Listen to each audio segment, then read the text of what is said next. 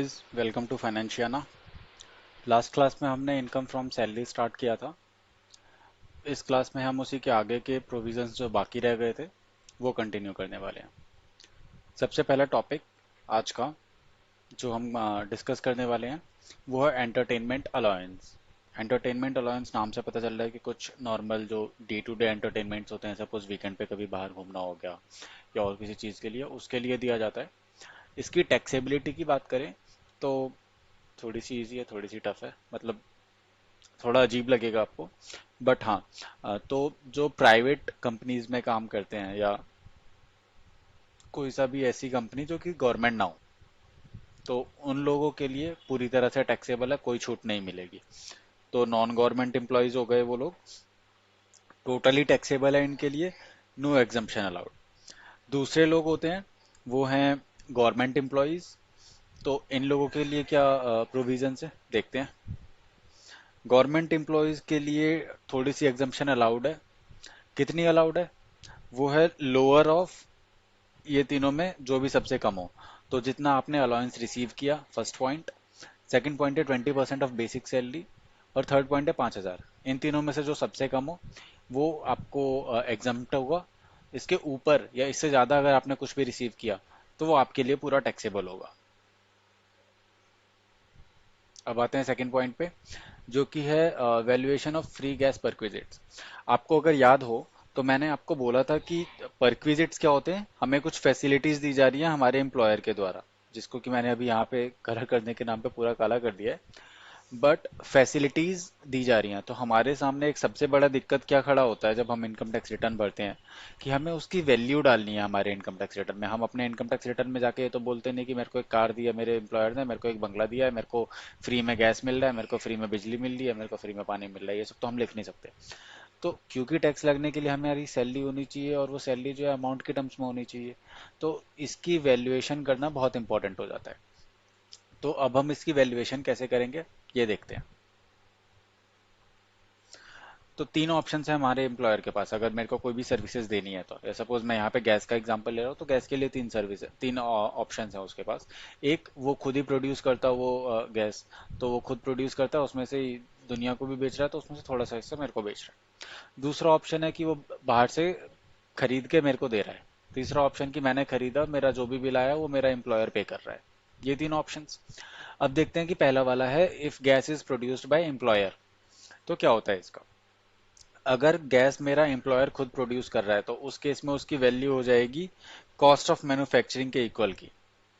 अगर वो बाहर से खरीद के ला रहा है तो जितने रुपए का खरीद के लाया यानी कि कॉस्ट ऑफ परचेज, वो हो जाएगी वैल्यू। तीसरा ऑप्शन है कि अगर वो मैंने खुद बाहर से खरीदा और मेरे नाम का बिल आया, मेरा बिल जो है वो एम्प्लॉयर पे कर रहा है, तो उस केस में जितने का बिल आया वो,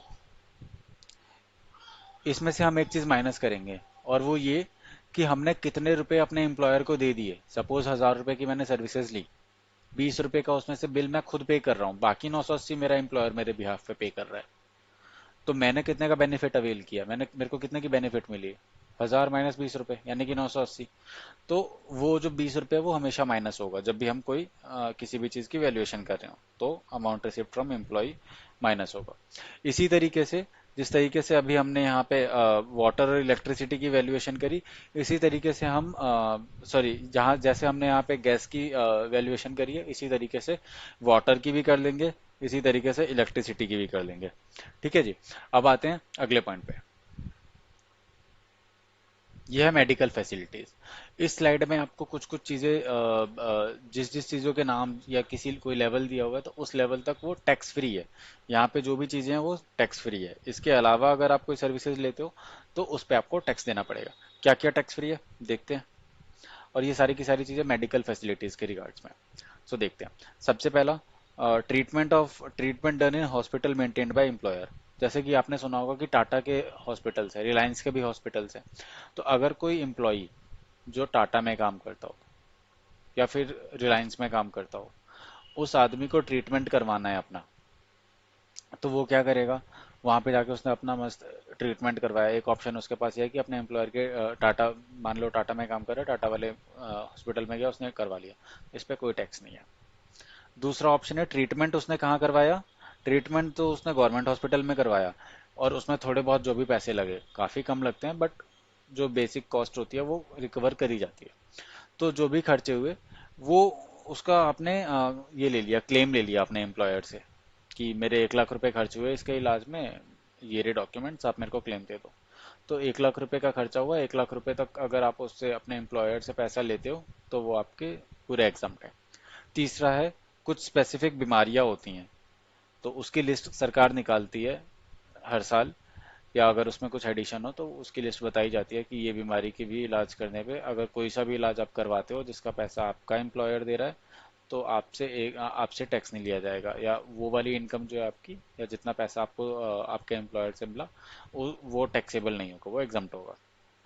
इसके अलावा आप किसी कंपनी में काम करते हो जो कि इंश्योरेंस का काम नहीं कर रही है, उस कंपनी ने आपके लिए इंश्योरेंस प्रीमियम पे किया, वो आपके लिए एग्जम्प्ट है, वो उसका आपका टैक्स नहीं लगेगा। Insurance premium paid for non insurance employees.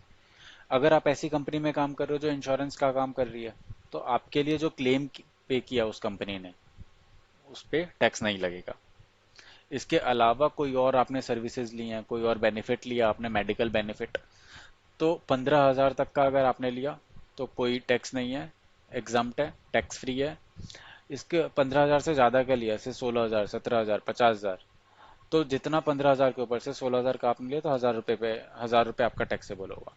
50,000 के लिए तो 35,000 टैक्सेबल होगा। अब आते हैं हम अगले स्लाइड पे कि कई बार आपने सुना होगा कि लोगों को घर मिलता है, बंगला मिलता है, या फिर गवर्नमेंट जॉब में क्वार्टर्स मिलते हैं, तो उनकी वैल्यूएशन कैसे करें, क्योंकि आपके एम्प्लॉयर ने आपको फैसिलिटी दे दी, फिर वही दिक्कत कि आप आईटीआर में क्या जाके बोलोगे कि मेरे को घर मिला है, तो उस पर टैक्स कैसे लगेगा। तो उसकी वैल्यू बतानी होती है कि अगर आपको घर मिला है तो उसकी वैल्यू कितनी है। अब वो वैल्यू कैसे निकालेंगे ये देखते हैं। ये वैसे करके नहीं है कि एरिया का रेट देखा, सर्कल रेट देखा और उसके हिसाब से निकाल दिया, वैसे करके नहीं है। इसकी वैल्यूएशन जो है वो बेस्ड है पॉपुलेशन ऑफ सिटी के हिसाब से। पॉपुलेशन ऑफ सिटी सिटी हो सकती है 25 लाख से ज़्यादा अगर है तो 15.5% ऑफ सैलरी, 25 लाख 10 लाख के बीच में है तो 10% ऑफ सैलरी, 10 लाख से नीचे है तो 7.5% ऑफ सैलरी। तो ये तीन रेट्स हैं। इसके अलावा अब यहाँ पे हमारे लिए एक मेजर कंसर्न या मेजर जो दिक्कत आने वाली है वो ये है कि भैया आपने ये बोल दिया कि 15% ऑफ सैलरी, 10% ऑफ सैलरी या 7.5% ऑफ सैलरी, ये सैलरी है क्या? ये सैलरी मुझे कैसे पता चलेगा कि मतलब ये पूरी सैलरी इंक्लूड करके है, तो सैलरी का पार्ट तो ये भी है मेरा, रेंट फ्री अलाउंस। तो इसको मैं कैसे करके कैलकुलेट करूँ? तो यहाँ पे जो सैलरी है, जो यहाँ पे मैंने बोला 15% ऑफ सैलरी, सैलरी का मतलब ये है A+B+C+D। अब A+B+C+D क्या है देखते हैं। सबसे पहले है ए का मतलब है बेसिक सैलरी, ठीक है। बी बी का मतलब है डियरनेस अलाउंस। सी सी में है बोनस या कमीशन अगर कुछ आपको मिल रहा है, जैसे सेल्स सेल्स वालों को ज़्यादा मिलता है, सेल्स के ऊपर सपोज आपने 10 लाख की सेल करी तो 1% आपका बोनस हो गया। और डी क्या है? Taxable allowance. ये चारों सम होके आपका बन गया सैलरी। इस सैलरी पे आप यहाँ, ये सिर्फ इसी इसी सेक्शन के पर्पज के लिए, आप और कहीं मत बोलना कि यही मेरी सैलरी है। तो यहाँ ये कैलकुलेशन ऑफ अनफर्निश्ड अकोमोडेशन, इस चीज़ के लिए ये हमारी सैलरी है। हमें यहाँ पता चल गया सैलरी इतनी है, उसका 15%, 10%, 7.5%, जितनी भी आपकी शहर की आबादी है उसके हिसाब से आप वो कैलकुलेट करोगे। अब आते हैं अगले पॉइंट पे कि ये तो हो गया furnished unfurnished rent free house. अब दूसरा है फर्निश्ड। तो एक याद रखिएगा आप कि इन दोनों में अंतर क्या होता है। ये है फर्निश्ड, आपको नाम से पता चल रहा होगा, फर्निश्ड शब्द ही आ रहा है फर्नीचर से। अनफर्निश्ड का मतलब क्या हुआ कि वो जो पुराना वाला घर था वो फर्निश्ड नहीं है, मतलब उसमें फर्नीचर नहीं लगे, सिर्फ जैसे ये ऊपर वाले पे अगर हम आए, ये वाला, तो अनफर्निश्ड का मतलब है कि इसमें कोई फर्नीचर नहीं लगे, ये सिर्फ नॉर्मल एक घर है जिसके अंदर ना सोफा है, ना कोई अलमारी है, ना कोई बेड है, नॉर्मल घर है। तो सिर्फ घर की वैल्यू ऐसे करके निकालेंगे। लेकिन अगर आपका एम्प्लॉयर घर के साथ साथ फर्नीचर भी दे रहा हो, सोफा भी दे रहा हो, बेड भी दे रहा हो, नॉर्मल अलमारी भी दे रहा हो, तो उस केस में वैल्यूएशन कैसे करेंगे देखते हैं। तो आपको इस केस में क्या क्या चीज़ें मिली? दो चीज़ें मिली है, एक घर, एक फर्नीचर। तो घर की वैल्यू तो आपने निकाल ली थी, ए है, जो हमने पिछले पेज पे निकाली, A+B+C+D। तो ये आ गया वैल्यू इसका। अब इसके बाद अगर फर्नीचर जो हमें मिला है वो हमारा एम्प्लॉयर का खुद का है, उसने खरीद के रखा हुआ है, तो उस केस में हमारा हम क्या करेंगे, 10% ऑफ कॉस्ट वो ऐड कर देंगे। तो ये हो गई हमारी फर्नीचर की वैल्यू। अगर उसने कहीं मार्केट से रेंट पे लेके फिर वो हमें दे रहा है, तो उस केस में क्या होगा, उसका जो भी हम रेंट दे रहे हैं वो ऐड कर देंगे, वो हो गया कॉस्ट ऑफ फर्नीचर। तो आपको घर का वैल्यू पता चल गया, आपको फर्नीचर का वैल्यू पता चल गया, पर दोनों पता चल गए आपको। तो अब ये जो है फर्निश्ड अकोमोडेशन यानी कि घर प्लस फर्नीचर, उसकी वैल्यू क्या हो गई, ए यानी कि घर प्लस बी प्लस सी। बी और सी क्या है, वैल्यू ऑफ फर्नीचर, दोनों को आपने जोड़ दिया, फर्निश्ड अकोमोडेशन आ गया। ठीक है। अब आते हैं हम अगले पॉइंट पे, जो कि है ईसॉप। आपने कई बार सुना होगा कि जो बड़े बड़े लोग हैं, बड़े बड़े लोग से मेरा मतलब है अगर बड़ी कंपनीज में सीएफओ, सीईओ, एमडी या और कोई अच्छी पोजीशंस पे जो डायरेक्टर्स होते हैं, उन लोगों को ईसॉप मिलता है। ईसॉप यानी कि इक्विटी शेयर्स, कुछ तो बोलते हैं इसको, जो मेरे को भी अभी याद नहीं है फुल फॉर्म इसका, बट ये ऐसा ही कुछ होता है, स्वेट इक्विटी शेयर्स करके होता है ये। तो अब इस केस में इसकी वैल्यूएशन कैसे करेंगे, सपोज मेरे एम्प्लॉयर ने मेरे को 100 शेयर दिए, उसकी वैल्यूएशन आज मैं अपने आईटीआर में जाके क्या लिखूँ कि मेरे को 100 शेयर मिले हैं, ये तो फैसिलिटी भी नहीं है। सही बात है, ये काइंड में चीज़ तो मिली है पर फैसिलिटी तो नहीं है, उसने शेयर देके मेरे को क्या कर दिया, एक तरह से कोई एडिशनल चीज़ तो दी नहीं है, मतलब फैसिलिटी तो है नहीं है। तो खैर इसकी अभी वैल्यूएशन अब मैं अपने आईटीआर में जाके ये तो लिखूंगा नहीं कि भैया मेरे को 50 शेयर मिले या 100 शेयर मिले। वो बोलेगा कि भैया 50 शेयर या 100 शेयर मिले, तो मैं क्या करूं, मेरे को तो पैसे में बताना है कि कितने रुपए मिले, तभी तो मैं बताऊंगा टैक्स कितना मिला, कौन से स्लैब में तो पहुंचेगा। स्लैब ऐसे करके तो डिफाइन है नहीं कि 10 शेयर मिले तो 5 लाख रुपए का टैक्स, ऐसे करके तो होता नहीं है। खैर ये हो गई ऐसे बात कि ये क्यों हम यहाँ पे वैल्यूएशन क्यों कर रहे हैं, बट अब इसका नीड क्या है और ये कैसे करके वैल्यूएशन कैसे करके करना है, हमें तो इस बात से मतलब होना चाहिए, इतनी कहानियों से दूर रहें तो बढ़िया है, ताकि इजी में चीजें खत्म हो। खैर, तो ई शॉप की वैल्यूएशन के लिए जिस दिन हमें अलॉट हुए शेयर्स यानी कि डेट ऑफ अलॉटमेंट, उस दिन उसका फेयर मार्केट वैल्यू क्या था वो देखेंगे हम, मार्केट से मिल जाएगा। जैसे आज मेरे को, मैं एचसीएल में काम कर रहा हूँ, एचसीएल का अगर मेरे को कोई शेयर देते हैं वो लोग, तो आज का मैं मेरा आज अगर मेरे को वो शेयर्स अलॉट हो रहे हैं, तो आज मैं मार्केट में जाके देख सकता हूँ कि कितने रुपए के शेयर हैं, वो हो गई मेरी फेयर मार्केट वैल्यू। एक ऑप्शन होता है ये। अब आप बोलोगे कि कोई छोटी कंपनी है या जिसके शेयर लिस्टेड नहीं है, तो उसका मार्केट का प्राइस चल रहा होता है, आप पता करोगे, या वो लिस्ट जो है ना, अनलिस्टेड शेयर्स भी बिकते हैं, तो उनके फेयर मार्केट वैल्यू भी होते हैं। ये हो गया लाइफ के लिए, बाकी आपका क्वेश्चन में गिवन रहेगा सबसे इजी। तो आपको फेयर मार्केट वैल्यू मिल गया उसका डेट ऑफ अलॉटमेंट पे, वो हो गया ए। उसमें से लेस कर देंगे जो अमाउंट हमने दे दिया। अगेन वही वाली कहानी कि जितने रुपए हमसे रिसीव हो गए वो माइनस कर दिए जाएंगे किसी भी वैल्यू, किसी भी टैक्सेबल वैल्यू निकालने के लिए परक्विजिट्स का। तो बी रुपीज हमने दे दिया, तो ए माइनस बी हो गया वैल्यू ऑफ फीस ऑफ इतना, इतने पे इतना टैक्सेबल अमाउंट होगा हमारी सैलरी में। अब आते हैं टीडीएस ऑन सैलरी। आपने कई बार सुना होगा कि मेरा महीने का टीडीएस इतना कट रहा है, या मेरा इतने का साल भर में टीडीएस कटा है, मेरे को रिफंड दिला दो। बहुत चल रहा है आजकल की रिफंड दिला दो, रिफंड दिला दो। खासकर कि ये तब चालू हो जाता है जब इनकम टैक्स रिटर्न भरने का टाइम होता है कि रिफंड दिला दो जी, रिफंड दिला दो। तो खैर, अब सबसे पहली बात है कि जो टीडीएस कटता है वो कैसे कटता है, कौन से सेक्शन में कटता है, कितना काटना है, ये कैसे पता चलता है। तो आपके एग्जाम में बहुत ज्यादा चांसेस है कि इसके ऊपर एक क्वेश्चन आए कि आपको बोले कि कैलकुलेट करके बताओ कि इस पे कितना टैक्स कटेगा, या इस आदमी की इतनी इतनी इनकम है, इस पे कितना टीडीएस कटना चाहिए। देखते हैं कि कैसे करके वो कैलकुलेट होता है। तो सबसे पहले क्योंकि टीडीएस अप्रैल के महीने से ही कटना शुरू हो जाता है, जो कि पहला महीना होता है हमारा साल का, फाइनेंशियल ईयर का, तो उस महीने से ही टीडीएस कटना शुरू हो जाता है। जाहिर सी बात है एक्चुअल इनकम पे के ऊपर तो हम यहाँ पे टीडीएस नहीं काट पाएंगे, क्योंकि एक्चुअल इनकम तो पूरे साल की हमें पता नहीं है।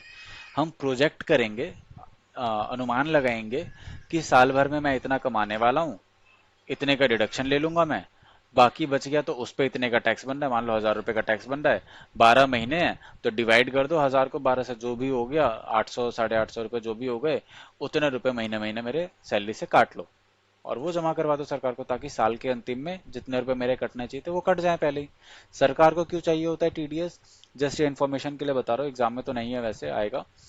तो सरकार को टीडीएस इसलिए चाहिए होता है क्योंकि उनको एडवांस में पैसा मिल जा रहा है, जल्दी पैसा आ रहा है, तो जो भी खर्चे हैं उसके लिए उनके पास पैसा हो गया। दूसरा, एक बार आपको पैसा मिल गया तो सरकार आपके पीछे कितना भागेगी, कितने वो लोग, उन लोगों को तो फिर आपसे पैसा निकलवाने के लिए अलग से एजेंट, रिकवरी एजेंट रखने पड़ेंगे जैसे बैंक वाले रखते हैं, तो ये उनका नया धंधा हो जाएगा। इतने टेंशन से बचने के लिए सरकार सीधा बोलती है कि मेरे को टीडीएस काट के दे दो एडवांस में, ताकि मेरे को बाद में इन लोगों के पीछे ना भागना पड़े। अब देखते हैं कि टीडीएस कैसे कंप्यूट होता है, कितना कटना चाहिए, कैसे वो पता चलेगा। तो ये वाला एग्जाम्पल, इसमें हमने ये भी कंसिडर किया है कि सपोज आप इसी साल के, मैं एग्जाम्पल लेता हूँ, 2023 में मैं बैठा हूँ, अगस्त का महीना चल रहा है, और मैंने शुरू के 3 महीने जो है पुरानी कंपनी में काम किया, वहां से मैं नई कंपनी में आया। शुरू के 3 महीने तो अप्रैल, मई, जून, जुलाई, माफ कीजिए 4 महीने, तो 4 महीने मैं दूसरी कंपनी में काम करके आया। तो उन 4 महीने की सैलरी जो भी है मेरी वो हो गई ए। अब मैं नई कंपनी में आ गया हूँ, नई कंपनी में मान लो मेरी 1 लाख रुपए पर महीना मेरी सैलरी है। बाकी के कितने महीने रह गए, 4 महीने में पुरानी में करके आया था, 8 महीने यहाँ रह गए, तो 1 लाख रुपए मेरा मंथली पे हो जाएगा, मल्टीप्लाइड बाई एम। एम है मेरा कितने महीने रह गए हैं, 8 महीने, तो 1 लाख इंटू 8 कितना हो गया, 8 लाख रुपए, वो हो जाएगा मेरा बी। इसके अलावा अगर कोई और बोनस वगैरह, ये तो फिक्स वाला हो गया मेरा भी, इसके अलावा कोई और अगर मेरे को कमीशन, बोनस, वेरिएबल पे, ज्वाइनिंग बोनस या कुछ भी मेरे को मिलने वाला हो, तो वो भी यहाँ ऐड कर देंगे, वो हो गया मेरा सी। अगर कोई और सोर्स है, सपोज मेरा बैंक से इंटरेस्ट आ रहा है, या मेरा कोई रेंट आ रहा है, या कुछ भी आ रहा हो, तो वो अगर है कोई, तो मैं वो अपने एम्प्लॉयर को बता दूंगा कि भैया मेरा इतने का इनकम आ रहा है, मेरा एक प्रॉपर्टी है उससे रेंट आता है, या फिर मेरा इतने का एफडी है उससे इंटरेस्ट आता है, या कोई और अमाउंट आ रहा है, तो वो मैंने बता दिया, तो ये आ गया डी।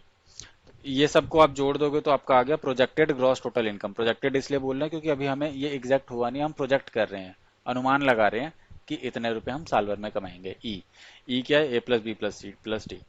अब इसके बाद हम अपने एम्प्लॉयर को जाके क्या बोलेंगे कि मैं साल भर में इतने की इन्वेस्टमेंट करने वाला हूँ, या मैं इतने ये डिडक्शन क्लेम करूंगा, या फिर ये मैं अपना रेंट पे करूंगा, उसका डिडक्शन है, या कोई से भी डिडक्शन जो भी आपको लग रहा है कि मैं साल भर में जिसका जो मैं कंप्लीट करवा पाऊंगा, वो है, वो मैं डिक्लेयर कर दूंगा अपने एम्प्लॉयर को, तो वो हो गई डिक्लेयर्ड डिडक्शन। वो माइनस कर देंगे हम प्रोजेक्टेड ग्रॉस टोटल इनकम में। तो ये माइनस करने के बाद हमारे पास आ जाएगा projected total income, E minus F, E minus F आ गया, ठीक है। तो प्रोजेक्टेड टोटल इनकम आ गया। अब प्रोजेक्टेड टोटल इनकम में मैं निकाल लूंगा कि कितने का टैक्स देना है, क्योंकि स्लैब के हिसाब से होता है। तो मैंने कैलकुलेट कर लिया कि इस प्रोजेक्टेड टोटल इनकम पे कितने का टैक्स आएगा। मान लो वो टैक्स का अमाउंट आया जी, और अब जी रुपीज मेरे को साल भर में जमा करवाने हैं अपने एम्प्लॉयर को। अब उसको, और 8 महीने रह गए हैं मेरे पास, क्योंकि 4 महीने तो मैं पुरानी कंपनी में काम करके आया, वहां पे मेरा कोई टैक्स कटा नहीं था। तो अब मंथली डिडक्शन में, अब साल भर में मेरे को अगले, यानी कि 8 महीने में, इस महीने के, इस साल के 8 महीने रह गए, उन 8 महीने में मेरे को जी रुपए जमा करवाने हैं, ठीक है, और हर महीने में बराबर बराबर काटूंगा। तो एक महीने में कितना काटूं, मान लो कि 1,000 रुपये आ रहा है मेरा G, tax on projected total income आया हमारा, मेरा 1,000 रुपये, और 8 महीने रह गए हैं, तो मैं कैसे पता करूंगा कि मेरे को एक महीने में कितने रुपए का डिडक्शन करना है। तो वो हो जाएगा 1,000 डिवाइड बाई 8, आ जाएगा कुछ 1200, कुछ 120 130 रुपए के हिसाब से, जो भी आया डिवाइड करने के बाद। तो हमने क्या किया, टोटल जो भी हमारा टैक्स बन रहा था उसको डिवाइड कर दिया नंबर ऑफ मंथ से, है ना, वो आ गया हमारा टोटल मंथली डिडक्शन। सो ऐसे करके हम कंप्यूट करेंगे टीडीएस ऑन सैलरी। इसके आगे के प्रोविजंस हम अगले वीडियो में करेंगे, वरना ये वीडियो काफ़ी लंबी हो जाएगी। आप ध्यान रखिएगा कि ये वाला जो टीडीएस ऑन सैलरी है, ये बहुत इंपॉर्टेंट है। तो आप इसके क्वेश्चंस भी प्रैक्टिस कर लीजिएगा, आगे की वीडियोस में इसके क्वेश्चंस भी प्रैक्टिस करवा दूंगा। Thank you for your time, and please do subscribe this channel, और अपने दोस्तों में भी शेयर करिए।